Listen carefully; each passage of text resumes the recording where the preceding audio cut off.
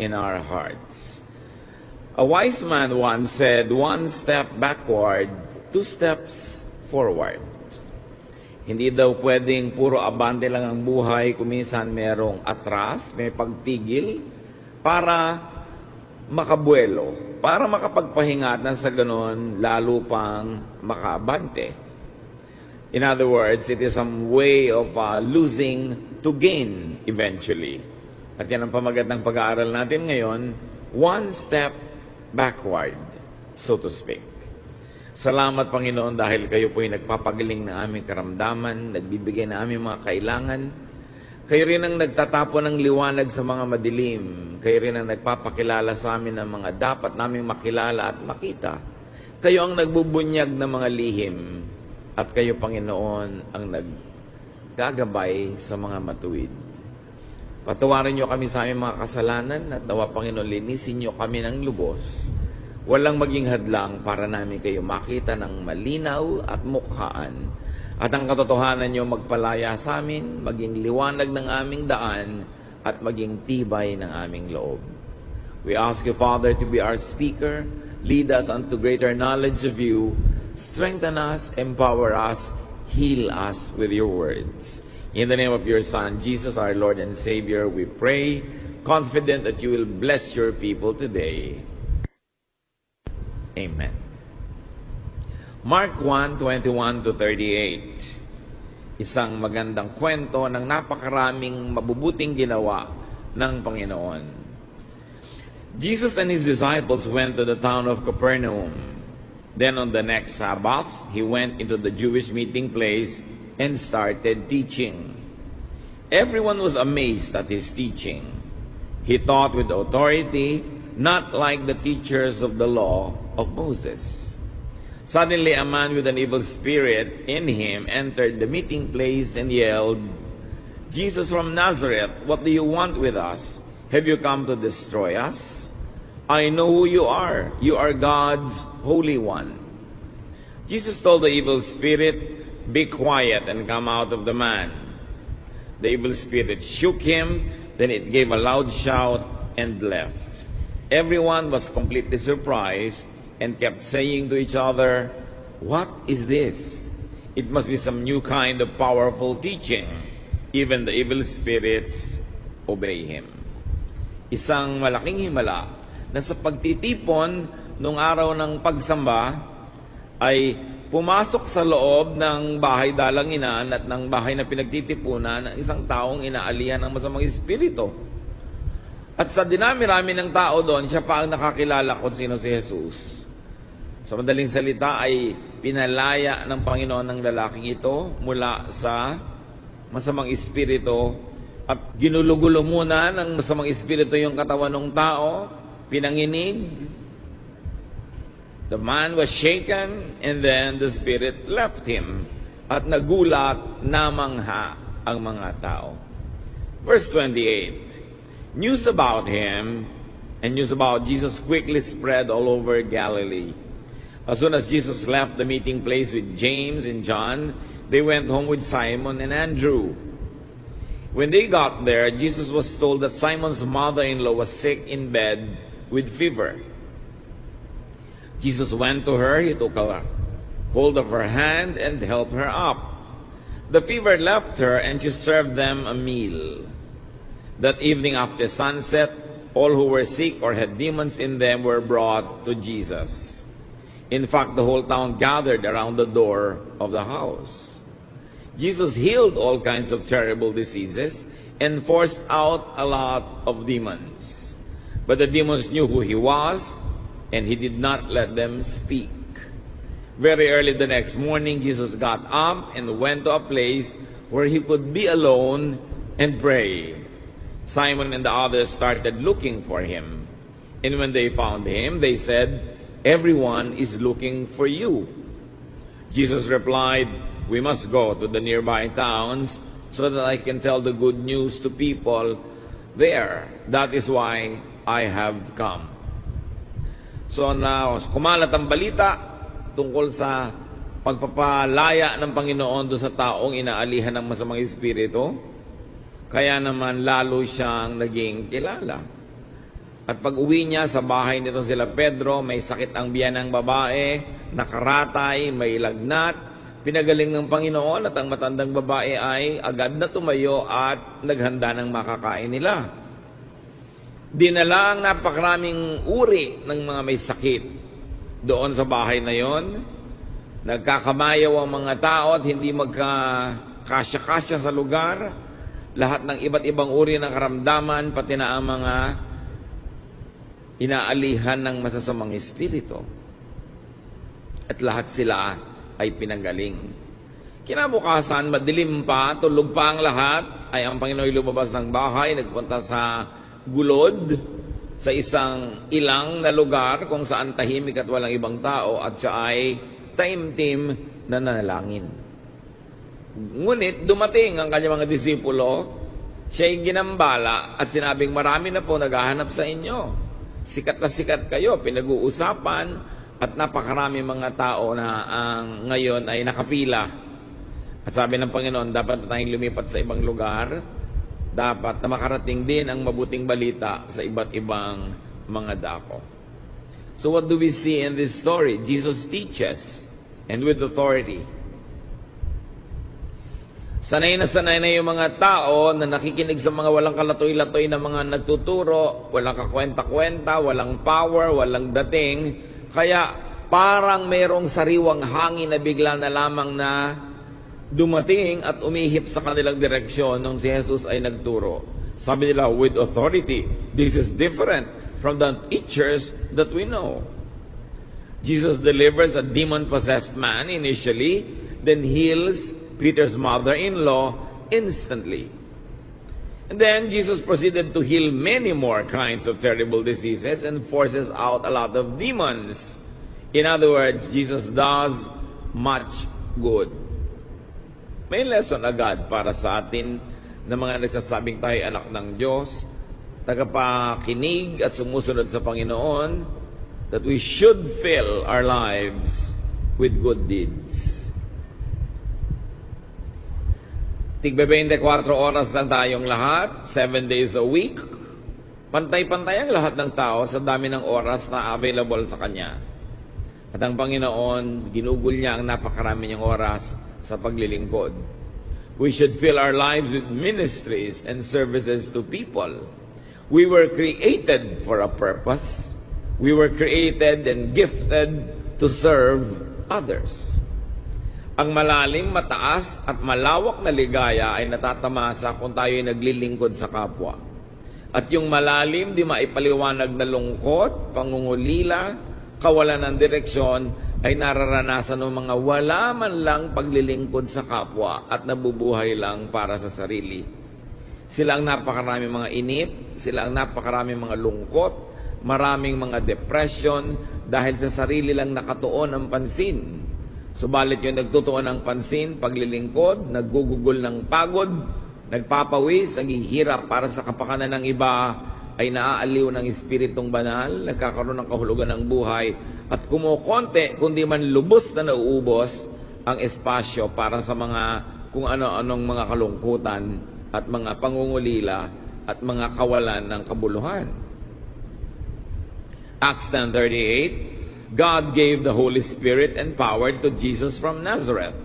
He was with Jesus as he went around doing good and healing everyone who was under the power of the devil. The Holy Spirit that empowered Jesus is the same Holy Spirit who is with us, who is in us. Kaya lahat tayo ay may karapatan, tungkulin at kakayanan na maglingkod sa kapwa. Ang paglilingkod parang step backward. Parang hindi napaglingkuran yung sarili mong pagnanasa, kagustuhan, mga adhikain. Subalit yun ay parang one step backward pero 2 steps forward ang kasunod. Dahil pag naglilingkod ka, marami rin na magbubuting bagay na napupunta sa buhay mo. Kasama na ron ang kaluguran ng Diyos na hindi pwedeng tawaran. John 14:12, I tell you for certain that if you have faith in me, Jesus says this, you will do the same things that I am doing. You will do even greater things now that I am going back to the Father. Isa daw yan sa tunay na marka, label, pagkakakilanlan sa nananalig talaga kay Jesus. Kung naniniwala tayo kay Jesus, gagawin din natin ang mga ginawa niya at hihigitan pa natin sa bibig mismo ng Panginoon nagmula yung hihigitan pa natin. At hindi niya sasabihin yun kung walang dahilan. Bibigyan tayo ng kapangyarihan para madaig pa, hindi para sa ating kaluwalhatian, kundi sa kaluwalhatian ng Ama sa Langit, yung mga ginawa ng Panginoong Jesus. Philippians 1:11, Jesus Christ will keep you busy doing good deeds that bring glory and praise to God. Yan, magiging okupado tayo, punong-puno ng activities, abalang-abala, at ang Panginoong Jesus daw ang may kagagawa nun. Tinuturuan tayo, binubunsod tayo, tinasamahan, inaakay, para maglingkod sa kapwa at gumawa ng mga mabubuting bagay. It's pure religion to do good deeds. Sometimes yung salvation by faith na-abuse ng maraming Bible-based Christians to the point that it becomes a license not to do anything good anymore. Pero kung tunay na tumanggap tayo ng kabutihan na ginawa ng Panginoon, ang buting ito ay magmumultiply, dadami at uulitin at gagawin din natin. 1 Peter 2:12, always let others see you behaving properly. Then on the day of judgment, they will honor God by telling the good things they saw you do. Malinaw, lagi daw na hayaan ng mga taong makita ka na tama ang kilos. Tama ang ginagawa mo. Pag nakatalikod ang iyong magulang, pagka biglang humarap, aabutan ka nag-aaral. Hindi puro games, hindi puro bulakbol, hindi puro kung ano-anong mga pagsasayang ng oras. Pag nakatalikod yung asawa mo, biglang umuwi, aabutan kang matino, matapat, naglilingkod. Pag bigla kang nakita ng iyong kasambahay, ang aabutang ginagawa mo ay kapuri-puri. Hindi bigla mong bibitawan, bigla mong iibahin dahil nahahalata ka na bisto kang may ibang ginagawang hindi tama. Pagka ikaw ay teacher, dapat pag chinek ang lesson plan mo, may lesson plan. Estudyante ka, pinagpass ng homework, may ipapass. Nagtatrabaho ka sa isang kumpanya, honest ka sa paggamit ng oras, hindi mo dinadaya yung kumpanya nagpapasweldo sa iyo na hindi ka naman nagtatrabaho o ginagamit mo pa yung oras at gamit ng kumpanya para i-promote ang sarili mong mga sideline. Naglilingkod ka sa isang tao, matapat ka, pinagtitiwalaan ka, dapat you deserve the trust. Hindi yung pag napatalikod ang tao, gagawa ka ng mga bagay na hindi mo naman gagawin sa harap niya. Dahil una, nahihiya ka o kaya ay talagang hindi dapat gawin. Always let others see you behaving well. It's pure religion also. Akala ng iba yung pagiging relihiyoso lang, magmemorya ng mga verses, ng mga doktrina, makipagtalo, daigin ng mga kausap. Pero sabi, kailangan ang lahat ng nakikita ng tao sa iyo, kapuri-puri. Yung hindi ka mahihiya, natamaan ka man ng camera, na-focus ka, nalitratuhan, hindi ka kahiya-hiya. Yun ang totoong tao. One unassailable mark of a true believer is being full of good deeds, not being full of judgmentalism and self-righteousness, not being full of jealousy or being competitive, at hindi yung mga taong siraan ng siraan, pagalingan sa ngalan ng Diyos. Hindi naluluwalhati ang Diyos kung ang mga nagsasabing nananalig sila sa Diyos ay naglalaban-laban, nag-aaway-away, naglalabo-labo para patunayan kung sino ang mas banal o mas tama. So napakaraming ginawa ng Panginoon na kabutihan. Kung tutusin, nakakapagod, nakakadrain. Mag-counsel ka lang ng isang tao, yung sabihin niya yung problema mo, kahit hindi ka pa nagbigay ng payo, napagod ka na eh. Makinig lang ng problema, nakakapagod. Lalo na magbibigay ka pa ng matinong payo. Eh kung nagpa-follow up ka ng problema ng isang tao, nagpapa-counsel sa'yo, pabalik-balik, paulit-ulit, dahil nade-develop yung kwento ng buhay niya. Yun lamang magturo ka ng isang Bible class ay nakaka-drain. Preaching can drain you. Service can drain you. Nakakapagod ang lahat ng uri ng gawain. So after rigorous work, what do we see Jesus doing? And this is the heart of the matter that we like to focus on. Jesus gets up early in the morning, goes to a quiet place by himself, spends time alone with God, and prays. Maaga pa. Bakit maaga? Para tulog pa yung iba. Para tahimik. Para walang manggulo sa kanya. At siyempre, lalo tayo mga tao, iba naman yung linaw ng isip natin pagka umaga. Iba yung takbo ng utak mo sa gabi at pagod ka na, kaya huwag ka magpapasya sa oras na pagod ka at galit sa gabi. Matulog ka muna, kinabukasan na. Naiiba ang lahat pag nakakapagpahinga. So maagang maaga pa lang, hindi pa pumuputok ang liwanag sa silangan. Nagpunta siya sa isang tahimik na lugar. Maaring siya ay naliligiran ng ilang halaman o nasa siya sa mga gilid ng bundok kung saan ramdam na ramdam niya ang presensya ng Ama sa langit. At siya'y nag-iisa, nananalangin.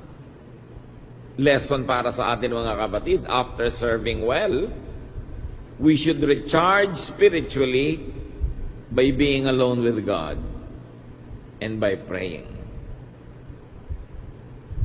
Nakaka-discharge talaga, nakaka-deplete yung paglilingkod. Kaya napakahalaga na kung ang isang tao ay galing sa isang paglilingkod sa kapwa, social work, nagturo, umawit, nangaral, naglingkod sa iba't ibang ministry, ang kasunod, quiet time. Because you cannot give what you do not have. Lalo't ikaw ay leader, tatay, nanay, manager, presidente ng kumpanya, team leader ng isang grupo, napakalaki ng pananagutan mo sa taong iyong pinangungunahan na magkaroon ka ng quiet moments with God. Why? Sa pananahimik mo sa presensya ng Diyos, lumilinaw yung isip, tumitino ang iyong mga desisyon. Bumabalik ang lakas mong espiritual para muli na naman makapanguna ka o makapaglingkod. Nananariwa sa iyo ang mga mahalagang bagay dahil pinapaalala ng Diyos at hindi ka nalilibang sa mga walang kwentang bagay, forgetting meaningful things. Tumitibay ang iyong pananalig para mapaglabanan mo ang mga tukso, malampasan mo ang mga pagsubok, at magawa ang mga iniaatang sa iyong mga tungkulin. Kaya ang isang taong merong malaking pananagutan, lalo na sa kapwa, lalong dapat madalanginin. Lalong dapat maraming oras ng pananahimik, pagdarasal, pagbubulay-bulay, at kahit yung wala ka lang iniisip, para naman walang laman yung isip mo at makausap ka ng Diyos dahil hindi siya kailangan makipagsiksikan at pumila para lang makapasok sa loob ng iyong isip. Ephesians 6:18, never stop praying. Always pray by the power of the Spirit.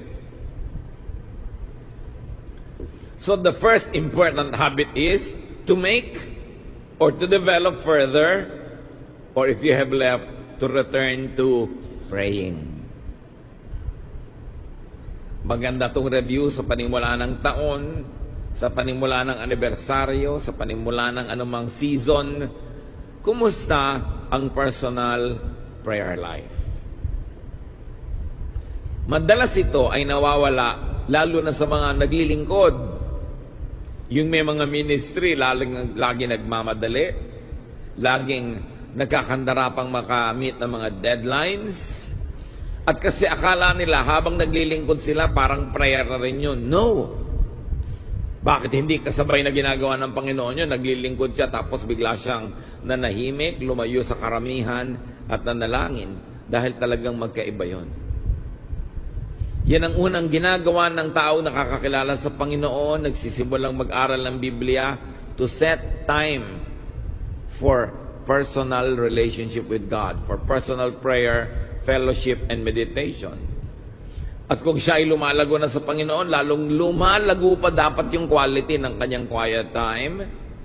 At kung tulad ng ilan, ay nalimutan na yon, nawala, tumalsik, dahil naitaboy ng maraming kaabalahan, dapat ibalik sa buhay natin yon. Sino tayo doon? Yung magsisimula pa lang, yung magde-develop, o yung magbabalik ng prayer life, ng meditation, ng quiet time. Yung mga unang-unang mga panahon na ang tao ay nagiging mananampalataya, maraming time for that eh. Pero the first symbol, the first sign of backsliding is declining quiet time. Declining personal moments with God. Acts 10:2, Cornelius was a very religious man. He worshipped God, and so did everyone else who lived in his house. He had given a lot of money to the poor and was always praying to God. So, si Cornelius, bagamat isang Roman citizen, ay mananampalataya. Siya at ang kanyang sambahayan ay laging nananalangin, at sa kanyang paggawa ng kabutihan at kawanggawa, hindi nawawala ang personal na pagdarasal.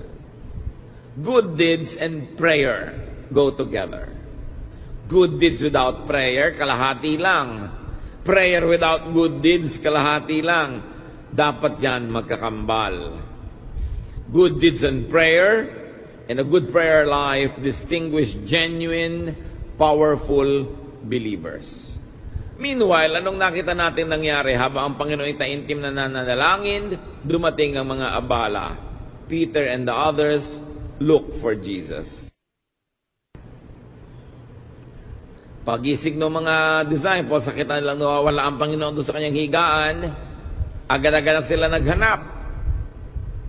Peter and the others tell him how everyone seeks him. They disturb his aloneness and communion with God by interrupting his quiet time. Kaya naman, ang Panginoon ay lumayo, nagpakalayo-layo. Siguro kung doon lang siya nananalangin sa tabi ng kanyang higaan, agad-agad siyang naabala. At least ito, hinanap pa siya, nagtagal pa, nagkaroon pa siya ng longer time to pray. People can really interrupt, even well-meaning people. Kaya nga ang dapat na gawin, kung sa palagay nyo, aabalahin kayo agad ng asawa ninyo, ng mga anak ninyo, ng mga tungkulin nyo sa buhay, agahan ang pagising para manalangin. Kung kailangan ay 5 o'clock, gising na kayo dahil magsisimula na kayong magbadali, 4:30, gigising na para manalangin. You take 30 minutes yon. Pwes matulog ng mas maaga. Bawasan ang TV. Bawasan ng walang kakwenta-kwentang pagsasayang ng oras bago matulog. Yung kutakot-takot na games. Kung ano-anong mga Facebook na ang haba-haba, mas mahaba pa sa quiet time. Pag mas mahaba ang Facebook nyo sa quiet time, nako, mali yan. Ilalagi nyo ang sarili nyo pag nagpe-Facebook, pagka nag-i-internet at gaano kahaba yung prayer. Biruin nyo, ang tagal nyo nakikipag-connecta sa tao tapos yung Diyos, konti lang. Kaya inagahan ng Panginoon. Kaya siya nag-iisa. They did not read body language. Sinabi na ngang, nandun ako, malayo, nag-iisa. Anong ibig sabihin ng body language? Huwag mo akong abalahin, huwag mo akong puntahan, huwag mo akong samahan. Dahil kung talagang gusto ko makipagkwentuhan sa inyo, nandito ako. Kung gusto kong malapit, hindi na ako lumayo.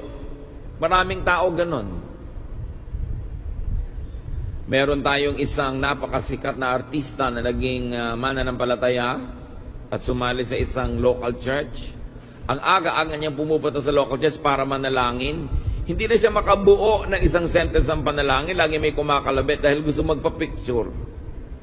Mga brothers and sisters in the Lord na nang-aabala sa nananalangin. Kumisan nananalangin ka, nagwa-worship, kakalabitin ka, magpapapicture. Hindi naman masama magpapicture kung nasa lugar. Katulad nito, nananalangin ng Panginoon, sabi, ang dami-dami na pong tao naghihintay na sa inyo. Hindi ba alam ni Lord John? Hindi ba kaya nga siya lumayo para huwag abalahin? Pero inabala pa rin. Peter and the others were focusing on his popularity and success. So niya, Successful ang ministry natin. Ang daming tao, ang hindi nila nababatid, kaya nagsasucceed ang ginagawa ni Jesus dahil sa kanyang prayer life. Dahil sa kanyang pakikipagniig sa Ama sa Langit.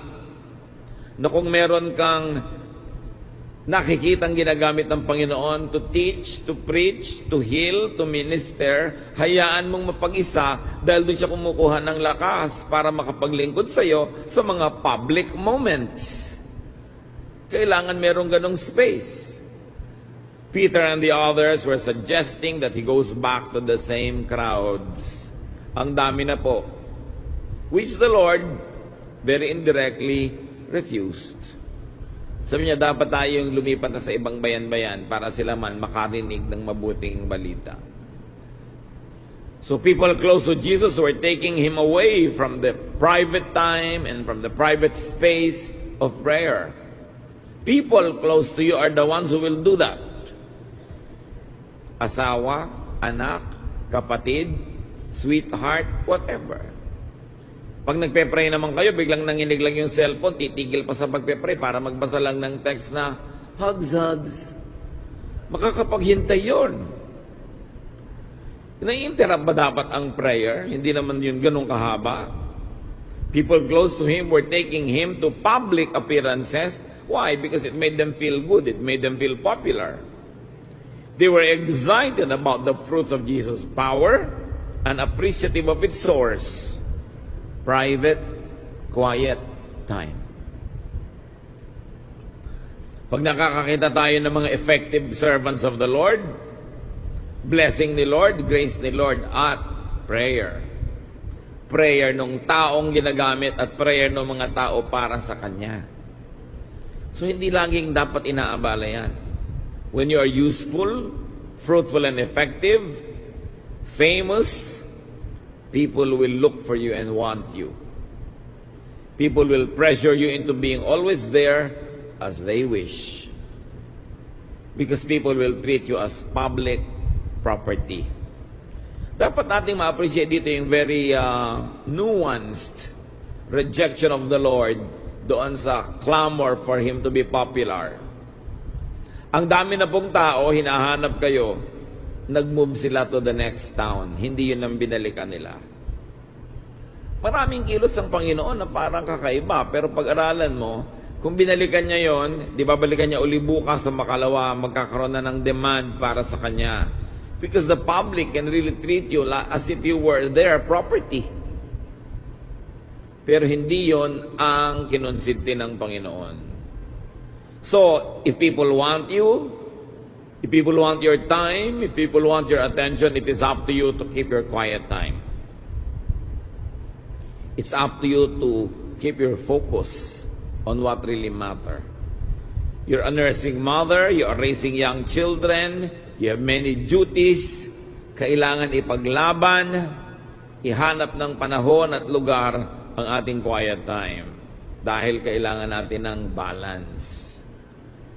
The problem with successful artists, successful first movies or first books or first work, nakakabigo pagka tinignan mo na yung sequel. Minsan mayroong gagawa ng magandang libro dahil successful, gagawa ng pangalawa, wala nang kwenta. Mayroong pelikula ang ganda-ganda, nag-click, gagawa ng pangalawa, wala nang kwenta. You know why? Kasi kaya yung una, ganun ka-successful, ang lalim ng pinagkunan.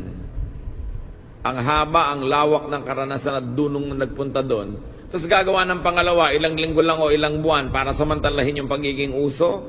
Wala nang pinagkukunan, repetition na lang. Kaya low quality, nakaka-disappoint.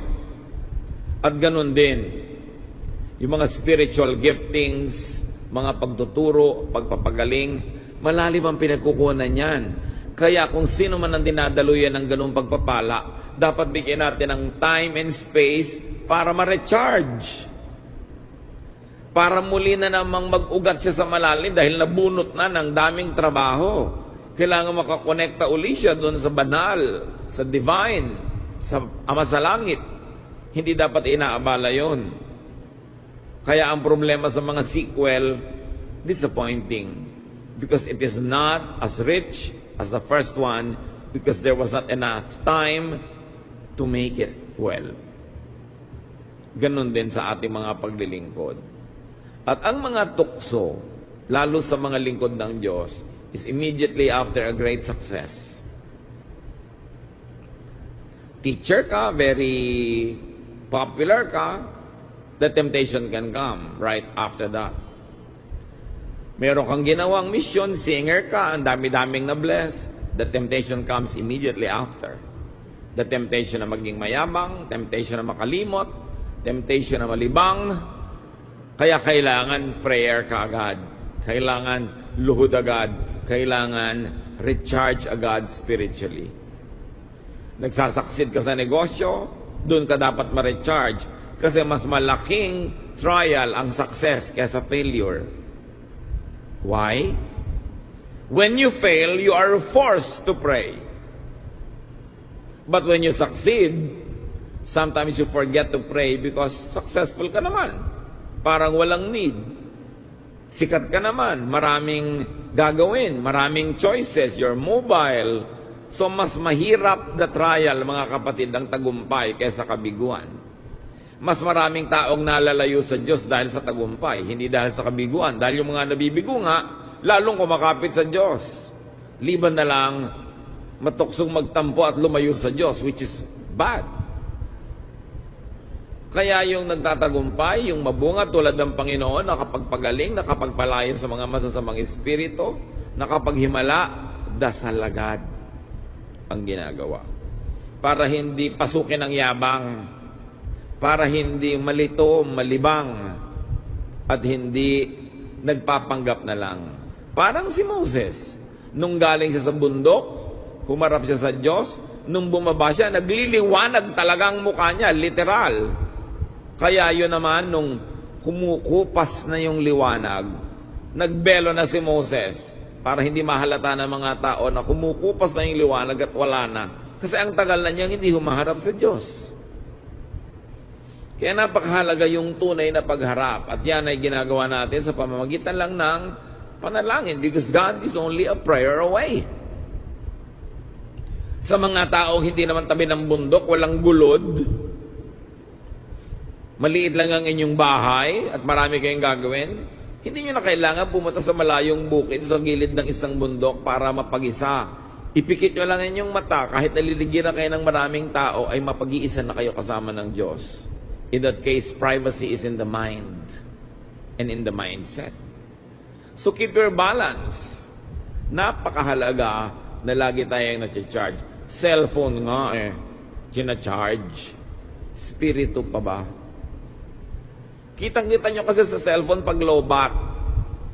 Hindi natin nahahalata kumisan sa spirito natin pag low bat. Paano nyo mahahalata? O eto, magagalitin ka na. Wala ka ng pasensya sa kapwa. Selfish ka na uli. Puro ako, nasaktan ako, damdamin ko, kailangan ko, gusto ko. Low bat yon, spiritually speaking. Ini-insist ko yung gusto ko. Makasarili ako, nagiging sakim na yata ako, nagiging unreasonable, low bat yon. At kung yung mga tao nagpapanik pag low bat na ang cellphone, dapat magpanik pag low bat ang espiritu. At ang maganda nito, hindi nyo na kailangan ng kung ano-anong gadget para mag-charge. Just be alone with God and pray. Be quiet enough so that you can hear the soft voice of the Spirit. Kung may isang simpleng bagay na dapat simulan, i-develop o balikan kung nakalimutan, quiet time. So Jesus resists the temptation to have a part 2 of what he had done. Jesus tells them that they should move to other places to serve there as well. Yan ang temptation ng mga nagsasucceed, mag-part 2. Kaya yung mga pintor na sobrang successful yung style, hindi na makaalis sa style na yon kasi yun ang mabili. Parang 10 years na yata, 5 years na puro kwadradong bahay ang ginagawa nitong pintor na to, hindi na ba siya asenso? Kasi mabili. In that case, commercial success ruins the artist. Naging pera-pera na lang. Nakita nyo yung mga artista na sa simula, click na click sa isang uri ng role. Mamaya uulitin na naman yon sa pangatlong pelikula, yun ulit yung role nila hanggang gas-gas na. Alam mo na wala nang ibubuga to, yun na lang nang yun. Ganon na lang ang arte niya habang panahon. Kasi replay ng replay. It can happen sa ministry. Pag may nag-click na isang ministry, replay ng replay, pero may panahon, may lugar ang lahat. We should all move on. Hindi ko mo yan nag-click, lagi mong uulitin. Kasi ang pagkiklik ng isang bagay, may tama ring timing. People change, the world changes. So ang mga ginagawa din natin, patuloy na umaandar. We should not sit on past accomplishments. We should not be tempted to repeat our successful activities hanggang magasgas ng magasgas. Philippians 3:13, my friends, I don't feel that I had already arrived, but I forget what is behind, and I struggle for what is ahead. Ang daming pwedeng application yan. Kung artist ka, may na-develop kang style, tapos nag-click, ang daming bumibili, don't feel that you have arrived, na yun na lang talaga ang destination mo, at hindi ka naalis doon. That's why many progressive artists are not comfortable with very commercial artists who never live their style just because it sells. Ganon din sa spirituality. Pati ang ating pag-unawa ng isang bagay dapat umaasenso. Kung ang pag-unawa mo sa isang verse 10 years ago, the same 5 years ago, the same now, nasan yung changing from glory to glory? At tayo din naman mga tao, dapat bukas ang isip natin sa umaasensong kaisipan sa paligid. Handa tayong makarinig ng mga bagong kaliwanagan, mga bagong hugis at anyo ng katotohanan na nakabase sa iisang verse din naman. Dahil palalim ng palalim, palawak ng palawak ang pagkaunawa natin sa mga espiritualidad na ating minimithing makamit. So sabi niya, I forget what is behind. Kahit pa successful yung ministry, hindi ako matetempt na laging ulitin ng ulitin. Kailangan kasi may iba naman. Tayo noon, gumagawa tayo ng mga pistang Kristiyano, at ito'y talagang lumaki ng lumaki, napakarami umaatin, pero alangan mang gano'n na lang gawin natin, lumaki na tayo ng lumaki. Every year may temptation. Alin kaya ang mas magandang pista? Ano kaya ang mas bonggang pista? Alin ang mas malaking pista? Alam niyo yung kwento tungkol sa palaka na nagpalaki ng sarili niya, naghangin ng naghangin, at sumabog na siya. So what we did, we stopped it. At sinabi natin, mga daughter churches na natin sa mga probinsya, kayo yung magpista. Gumawa tayo ng mga pabasang Kristiyano, alang naman taon-taon, yun na lang. Kailangan ma-reinvent. It must go to another level of consciousness. At pwedeng yung ganong basic, fundamental, ituloy ng mga daughter churches natin. Nagsisimula pa lang sa ganong klaseng consciousness. You cannot keep repeating yourself and use the same trite formula as if you are in business. Kailangan umaasenso, lumalago ang espiritualidad. Personally and corporately as a church. We should move on and do more for others.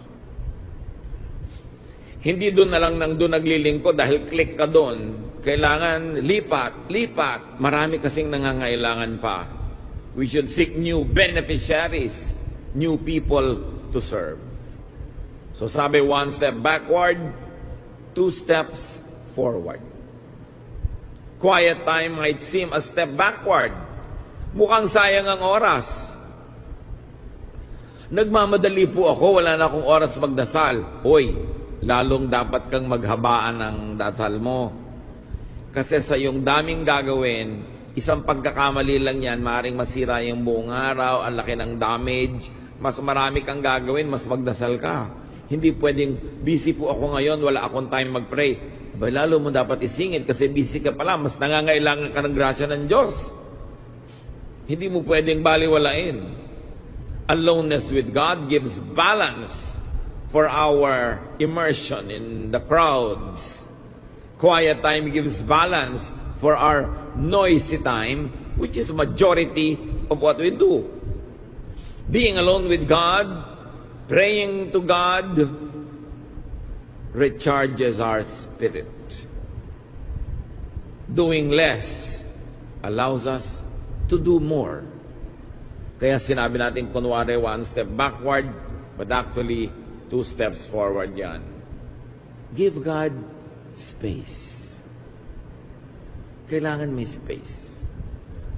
Magpapasya kayo, mahalagang desisyon, pray first.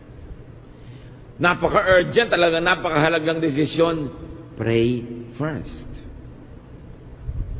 Seek the prayer support of other people who are spiritual. Make sure you have enough quiet time and aloneness, especially if you're a busy, fruitful, and active person. Hindi sapat, mga kapatid, na meron kayong prayer warriors, so to speak. Minsan makaka-receive ka ng text, "My dear prayer warriors, please pray for me." Ha? Warrior mo kami? Ikaw pala ang general, kami ang mga private. Minsan na-obvious natin yung concept na yan. Diba? May mga dear prayer partners, tapos yung palang tao na yon, pasa lang ng pass, forward ng text, siya hindi na nagpe-pray. When you ask people to pray, remember 2 things. Pray for them also. And number 2, make sure you are the first one to pray about what you want them to pray for. Gusto mo ipag-pray ka nila na gumaling, ikaw muna yung mag-pray at ipag-pray mo rin sila. Prayer is a two-way street. Kaya nga, may Diyos, may tao, two-way, no? At ganoon din sa pakikipag-pray with other people. Huwag ka lang utos ng utos sa iba na ipag-pray ka. Ipag-pray mo rin sila. Sa katunayan, sa pagpe-pray ng isang tao, kung siya man ay nalalayo sa Diyos, bawat saglit ng panalangin, humahakbang siya palapit at pabalik sa Diyos. Kung siya ay spiritually lost, tinatamad, nanlalamig, tuwing nananalangin siya, nagiinit siya muli. Kaya lalong-lalo ka manalangin kung wala ka sa mood. Lalong-lalo ka manalangin kung parang ayaw mo na manalangin. Dahil parang sakit yan. Yung halos parang gusto mo nang bumigay dahil naiiba na yung takbo ng iyong katawan at isip, lalong dapat kang lumaban. Kaya yung mga nababagok, dinadala sa ospital, ginigising, huwag ka matutulog, huwag ka matutulog. Kasi ang temptation bumigay, matulog. Pero pag natulog ka, baka hindi ka na magising. Lalo ka dapat manalangin pagka parang nakakatulog yung espiritu mo. The less you want to pray, the more you need it. And it is important to be prayerful. Lalo pag maraming umaasa sa iyo. Charge, recharge, reconnect with the divine source of all power. Pag wala kang bunga, lalo naman na dapat ka manalangin. At pag mabunga ka, kailangan mong manalangin para hindi ka malasing. Put devotion, put prayer, put meditation and quiet time in your life. And if it was there once upon a time, put it back there again. Improve on your private time with God because it is your source of power. It is your source of inspiration. Mga creative people, mga decision makers, pag hindi nyo malaman ang gagawin at kahit sa palagay nyo, alam nyo na, manalangin kayo sa gabi. Subukan nyo to, talagang it works. Manalangin kayo ng taimtim sa gabi bago kayo matulog. At sabihin nyo sa Panginoon, Lord, bukas po paggising ko, nawa ilagay nyo sa isip at puso ko ang inyong sagot, ang inyong payo, ang inyong turo, ang inyong direksyon. Tapos matutulog kayo ng payapa at asahan ninyo na diringgin nyo ng Diyos. Meron kayong desisyon na gagawin, mahirap gawin yung desisyon, manalangin kayo sa gabi na bukas, bigyan kayo ng guidance. Meron kayong mahalagang kailangang pasya, huwag muna magpasya, manalangin muna. Yung ilang minuto ng pananalangin is worth all the hours, the days, and the years of rectifying a wrong decision. Kaya napakahalaga ibalik ang panalangin. Keep improving on your devotions. Kaya actually yan, hindi one step backward. Praying is many, many steps forward. Ama namin, salamat na lang po because you're only a prayer away. Salamat nagkakatipon-tipon kami para balikan ng isang napakasimpleng bagay at katuruan ang manalangin. Patawarin mo kami, Panginoon, kung kami nagkakaroon na ng mga pagkukulang. At salamat sa iyo, pinupuri ka namin para sa bawat isang talagang napakabunga ng prayer life. Ang dalangin namin, dagdagan nyo pa because room for improvement is the biggest room in the world. And we can always grow from glory to glory. Magbulay-bulay tayo mga kapatid, magpag-grade tayo sa Espiritu ng Diyos about our prayer life. Kung mababa, taasan. At kung mataas, taasan pa. Lord, ipakilala niyo sa amin, ipaalala ang pangangailangan namin sa pribado, tahimik na pananalangin. Be alone with God for a while and be blessed.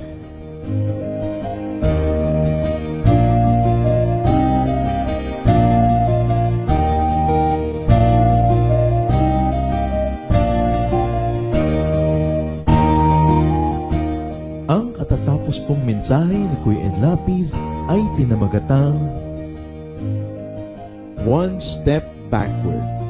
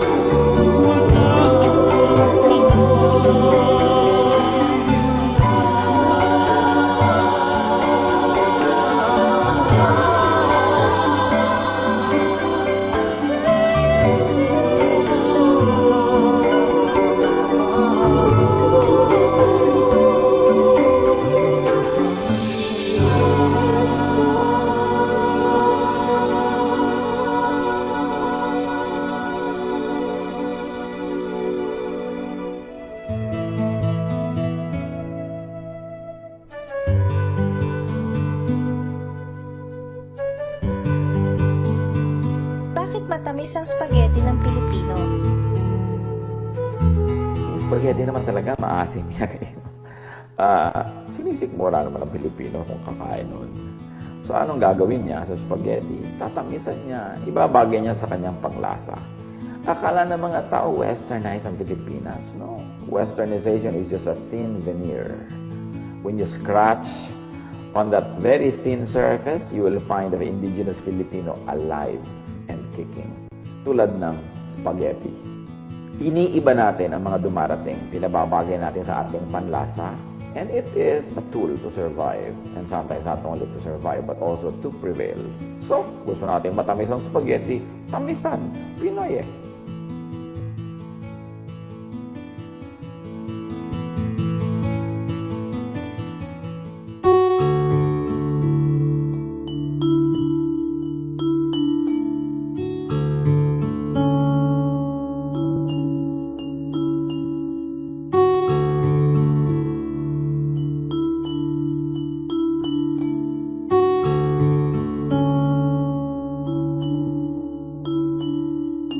Pagmamahal mo sa akin o kahirap maliri, dating sarado ang isip kay kiti.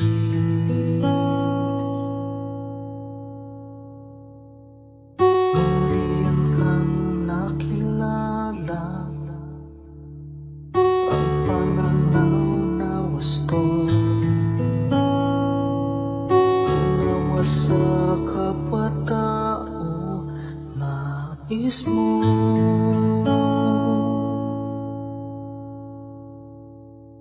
O Jesus, ang iyong pag-ibig ay hindi nagtatangi. Puso ko ay nagpupuri, tingin pagluwalhati. Sa paglakbay sa aking buhay, di na nga maliligaw. Puso kong man maging isip, tingin lagi ng pag-ibig.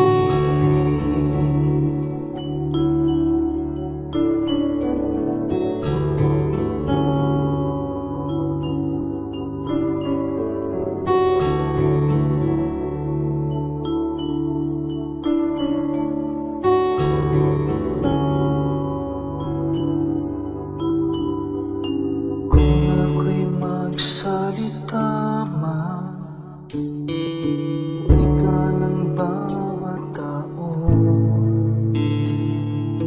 kung pag-ibig ay wala, tila batingan.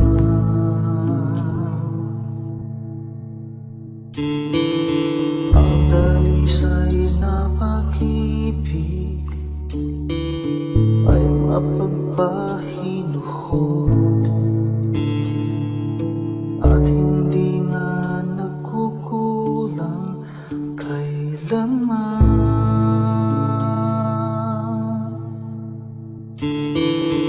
O Jesus, ang iyong pag-ibig ay hindi nagtatangi. Puso ko ay nagpupuri, tingin pagluwalhati. Sa paglakbay sa aking buhay, di na nga maliligaw. Puso ko man maging isip, tigil lagi ng pag-ibig.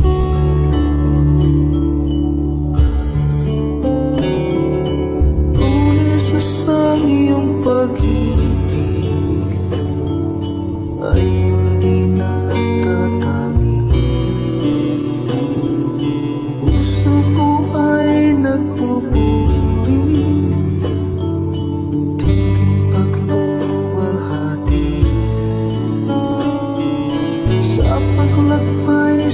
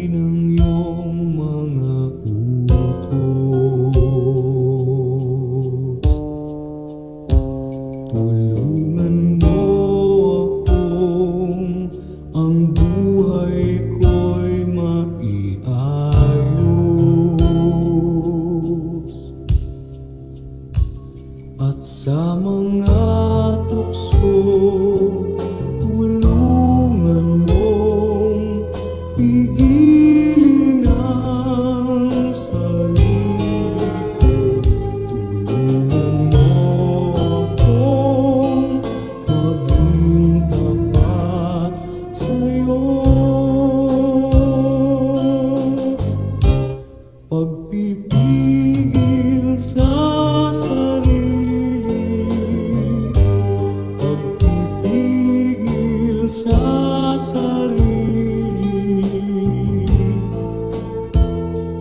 Kung nalulungkot at nalulumbay, magtiis at maghintay, pagpipigil sa sarili, pagpipigil sa sarili. Ang ituro mo sa buhay ko, Jesus.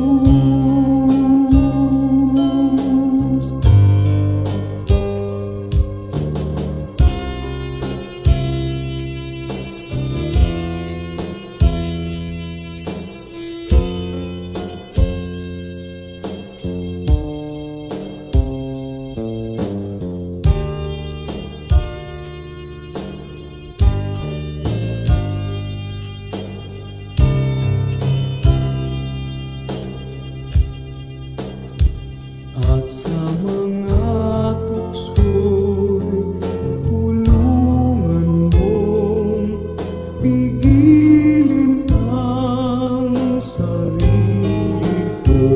Tulungan mo akong maging tapat sa'yo.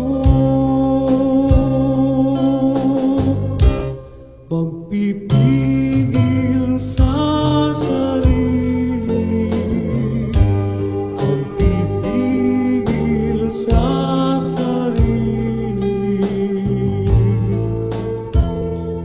Kung nalulungkot at nalulumbay, magtiis at maghintay, pagpipigil sa sarili, pagpipigil sa sarili. Ang ituro mo sa buhay ko, Jesus.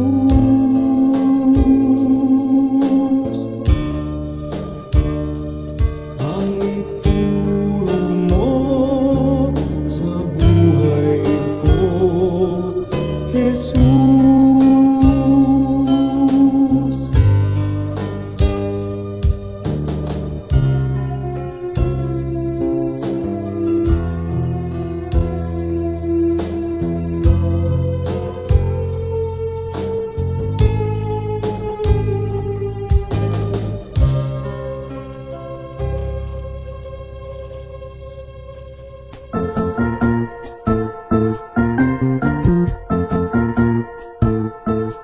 Oras na po para pansamantalang magpaalam ang programang Day by Day. Tayo po'y magsama-sama tuwing ika-6 hanggang ika-7 ng umaga, araw-araw. Magandang umaga po at mabuhay ang Panginoong Hesus.